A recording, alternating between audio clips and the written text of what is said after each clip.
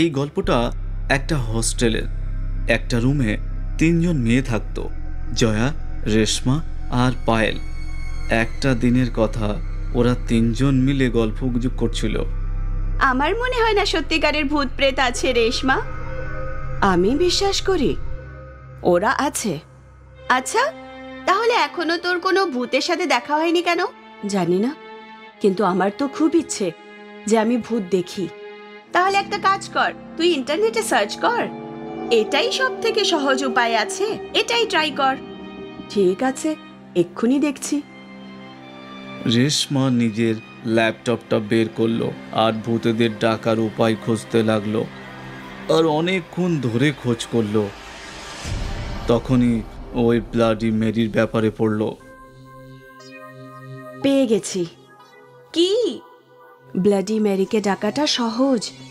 রাত 12টার সময় আয়নার সামনে দাঁড়িয়ে মোমবাতি জ্বালিয়ে 3 বার ব্লাডি মেরিকে ডাকতে হবে। ব্যাস। তারপর কি হবে? যদি ব্লাডি মেরি চলে আসে, তাহলে ওকে আমরা যা খুশি জিজ্ঞেস করতে পারবো। ও আমাদের ভবিষ্যৎও বলতে পারবে। কি মজা হবে, তাই না? আমি তো ওকে সবকিছু জিজ্ঞেস। जंगली रमी है India's most trusted rummy site, तो आज ही डाउनलोड कीजिए जंगली रमी। করব। তো সত্যি এরকম লাগছে যে এরকম কিছু হবে? You never know. ট্রাই করতে কি অসুবিধা আছে? যদি ব্লাডি ম্যারি চলে আসে তাহলে ভালোই হবে। হ্যাঁ হ্যাঁ, করে নে। কিন্তু আমার বিশ্বাস যে এরকম কিছুই হবে না। কোনো ব্লাডি ম্যারি নেই। I will prove you wrong. সেই রাতে রেশমা রাত 12টা বাজার জন্য অপেক্ষা করছিল। 12টা বাজার 2 মিনিট আগে ও ওয়াশরুমে গেল, যেখানে ও একটা মোমবাতি জ্বালালো। আর যেই ঘড়িতে 12টা বাজলো, bloody Mary, bloody Mary, bloody Mary. Reshma 3 বার ডাকলো আর তারপর জোরে হাওয়া দিল আর রেশমার মোমবাতি নিভে গেল। কি জানি, মনে হয় না যে এই উপায়টায় কোনো কাজ হবে। আমার মোমবাতিটাই তো নিভে গেল। কাল ইন্টারনেটে অন্য কিছু সার্চ করব ব্লাডি মেরিকে ঢাকার। রেশমা নিজের বিছানায় গিয়ে শুয়ে পড়ল। পায়েল আর জয়া আগেই ঘুমিয়ে পড়েছিল। রাতে ঘরের মধ্যে অদ্ভুত দুর্গন্ধ ছড়িয়ে গেল। দুর্গন্ধে জয়া উঠে পড়ল আর পায়েলকেও ডেকে দিল। ওরা দুজন এদিক ওদিক গন্ধ শুকলো আর দুর্গন্ধটা রেশমার বিছানার থেকেই আসছিল। রেশমা, রেশমা, কি হয়েছে? তুই গন্ধ ছাড়ছিস, ভীষণ দুর্গন্ধ ছড়াচ্ছে। কি যা খুশি বলছিস? রেশমান নিজের জামার গন্ধ শুকলো আর ও নিজের পচা মাংসের গন্ধ পাচ্ছিল।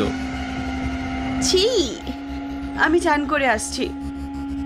জানি না এত দুর্গন্ধ কেন আসছে। সাবান লাগিয়ে লাগিয়ে চান করিস? হ্যাঁ। রেশমা মাঝরাতে স্নান করতে চলে গেল। রেশমা চলে যেতেই ওর ঘর থেকে দুর্গন্ধ চলে গেল। ভালোই হলো, ওই দুর্গন্ধটা চলে গেছে। কিন্তু ওর শরীর থেকে দুর্গন্ধ বেরোচ্ছিলই বা কেন, সেটা তো আমিও জানি না। ও এলে ওকেই জিজ্ঞাসা করব।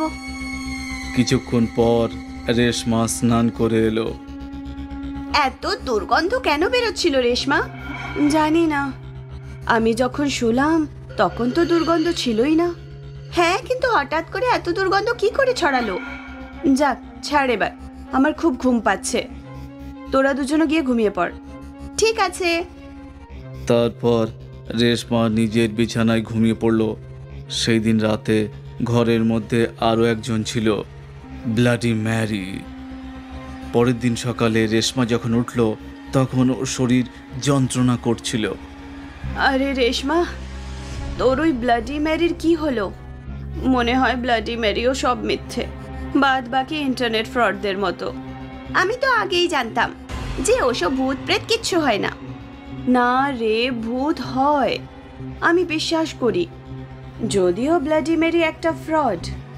রেশমার এই কথা বলতেই ঘরের সমস্ত জানালার কাছে পাটন ধরতে লাগলো আর একসাথে সমস্ত কাচ ভেঙে গেল। তিনজন বান্ধবী ভয় পেয়ে গেল। কিছুক্ষণ পর সবকিছু শান্ত হয়ে গেল আর তিনজনেই যার যার ক্লাসে চলে গেল। কিছুক্ষণ পর রেশমা ক্লাস থেকে ঘরে ফিরে এলো। এদিকে রেশমা বিছানায় একা বসেছিল। কিছু তো একটা অদ্ভুত ছিল। রেশমার চোখ দুটো লাল ছিল, ওর চুলগুলো এলোমেলো হয়েছিল, ও রেগে মেগে বসেছিল। পায়েল আর জয়া যখন ফিরল তখন রেশমা ঘরেই ছিল না, আর পুরো ঘরটা উলট পালট হয়েছিল। এসব কে করলো? আমি কি করে জানবো? ওরা দুজন রেশমার ফিরে আসার জন্য অপেক্ষা করছিল। কিছুক্ষণ পর রেশমা এলো। রেশমা খুব রেগে ছিল। ওকে দেখে সবাই খুব অবাক হয়ে গেল। এসব তুই করেছিস? না, তুই ছাড়া আর কেউ নেই এই ঘরে। ও ছিল। ওকে। রেশমা দরজার দিকে ইশারা করছিল। ও ছিল। এসব কি বলছিস? নামটা বল, এখানে কেউ নেই। Bloody Mary. কিসব বাজে কথা বলছিস? কোনো ব্লাডি ম্যারি নেই। তুই আমাদের বোকা ভাবছিস নাকি? ওই দেখ, ওখানে দাঁড়িয়ে আছে। তুই দেখতে পাচ্ছিস না নাকি? রেশমা ছাড়া ব্লাডি ম্যারিকে কেউ দেখতেই পাচ্ছিল না। ওখানে কেউ নেই রেশমা, ওখানে কেউ নেই। পাগল হয়ে গেছে এই মেয়েটা। ছাড় ওকে, আমরা দুজন ঘরটা গোছাই। পায়েল আর জয়া ঘরটা গোছাতে লাগলো। রেশমার কথায় ওদের দুজনের একটুও বিশ্বাস ছিল না, কিন্তু রেশমার ব্যবহারটা একদম অন্যরকম ছিল। রেশমা ভয় পেয়ে গিয়েছিল। জয়া আর পায়েল দুজনেই রেশমাকে ইগনোর করলো। ও এরকম ব্যবহার কেন করছে? জানি না মহারানীর কি হয়েছে। ছাড়, একটু পরে নিজেই ঠিক হয়ে যাবে। রাত 8টা বেজে গিয়েছিল। জয়া আর পায়েল ভাবলো একটা সিনেমা দেখবে। চল রেশমা, সিনেমা দেখি। তোর প্রিয় সিনেমা ডাউনলোড করেছি। না, আমি দেখতে চাই না। না দেখতে চাইলে না দেখবি, এত চেঁচাস না। জয়া আর পায়েল একাই সিনেমা দেখতে লাগলো, আর এদিকে রেশমা একা একাই বকবক করতে লাগলো, আর দেওয়ালের ঠিক এক দৃষ্টিতে তাকিয়েছিল। জয়া আর পায়েল রেশমার দিকে লক্ষ্য করছিল না। ব্লাডি মেরিকে রেশমাকে পুরোপুরিভাবে নিজের বশে করে নিয়েছিল। রাত হলো। জয়া আর পায়েল ঘুমিয়ে পড়ল, কিন্তু রেশমা জেগেছিল। ওর চোখ দুটো লাল ছিল। ও নিজের হাত আর পা দিয়ে উল্টো হয়ে হাঁটছিল তখন।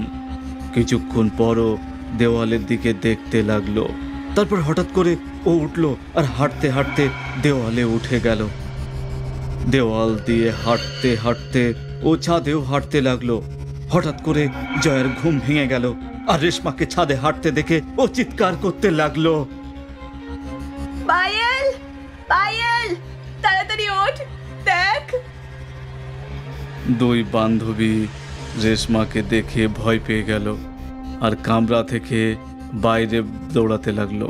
রেশমা ছাদে চলতে চলতে টেরিসে চলে গেল। ভূতের মতো জোরে জোরে হাসতে লাগলো আর টেরিসের ধারে দাঁড়িয়েছিল একেবারে।